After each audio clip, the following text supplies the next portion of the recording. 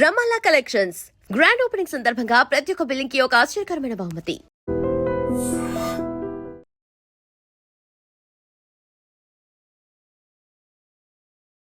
మేడ్చల్ ఇది సిటీకి చాలా దగ్గరలో ఉంటుంది కాబట్టి ఇక్కడ మేడ్చల్ జిల్లా ఎల్లంపేట మున్సిపల్ పరిధిలో ఫస్ట్ రౌండ్కి సంబంధించిన అధికారిక ఫలితాలు అందాయి. 10వ వార్డులో శ్రీలత రమేష్ విజయం సాధించిండ్రు.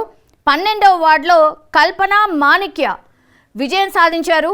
16వ వార్డులో సురేష్ రెడ్డి విజయం సాధించారు.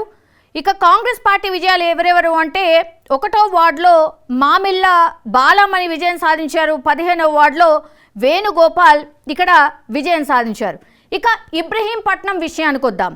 ఇక్కడ కాంగ్రెస్ పార్టీ 5 గెలుచుకుంది, బీఆర్ఎస్ పార్టీ 5 గెలుచుకుంది, బీజేపీ 1 గెలుచుకుంది, అట్లాగే స్వతంత్ర అభ్యర్థి 1 సీట్ని గెలుచుకున్నారు. ఈ బీఆర్ఎస్ వార్డులు గెలిచినటువంటి ఏవేవి అన్నప్పుడు 4వ వార్డ్ కొండ్రు ప్రవీణ్ కుమార్ విజయం సాధించారు.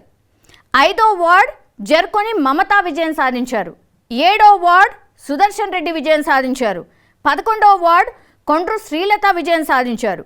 12వ వార్డ్ కొండిగారి త్రిలోక్ కుమార్ విజయం సాధించారు.